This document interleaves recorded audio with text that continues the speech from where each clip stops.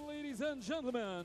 The USA Knockouts took to the ring in Casablanca, knowing that a win against the Morocco Atlas Lions would see them consolidate their position in second place in Group B and move well clear of the Mexico Guerreros in third.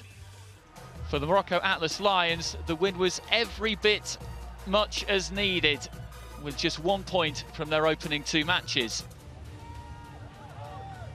3 African champions in the team for the Morocco Atlas Lions, and another chance to see Shakur Stevenson for the USA. The opening bout came at light flyweight, 49 kilograms. Hernan Alarcon, the Colombian boxing for the USA. Imad Ahayoun, the African champion, started well for the Atlas Lions.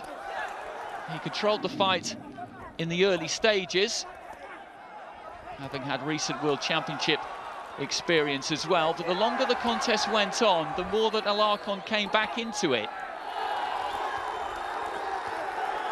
And the USA fighter, although giving away a bit of height and a bit of weight, was more than happy at times to exchange at close quarters.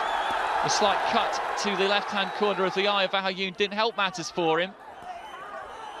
And as the bout wore on, it was Alarcon who came on the stronger, taking the final 2 rounds on the judges' scorecards, but it was still Ahayoun who got the decision to give the Atlas Lions a 1-0 lead.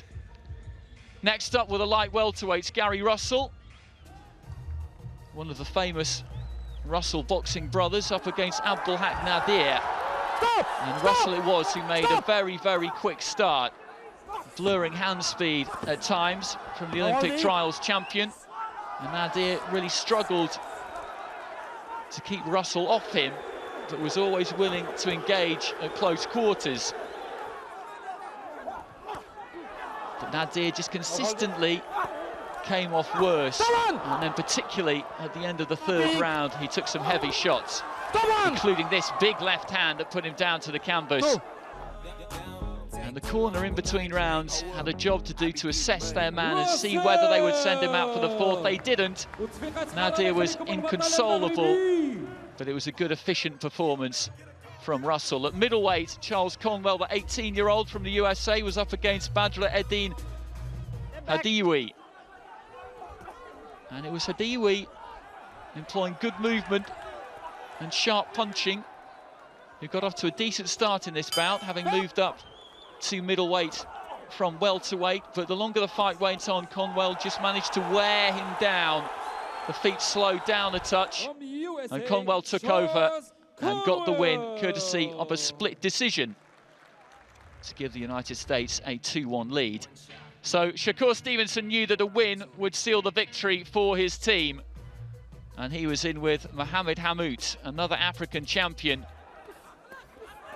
And Stevenson had to fight a different kind of a fight to the one he did in week 2 against Peter McGrail that saw him voted WSB Boxer of the Week. Hammout was determined to get in close, make things difficult, make things awkward and ugly at times, but Stevenson showed that there is more to his game than just pretty punch picking, and he won by a very wide margin to get the result and the points in the bag for his side. So going into the heavyweights, Brandon Glanton was up against Abdul Jalil Abu Hamda. Abu Hamda knowing that a win for him would at least get a point back for the Atlas Lions, and it was Abu Hamda who dominated the fight throughout. Glanton, who was giving away a serious amount of height and reach, tried to get inside that long jab of Abu Hamda's, but really struggled to do that.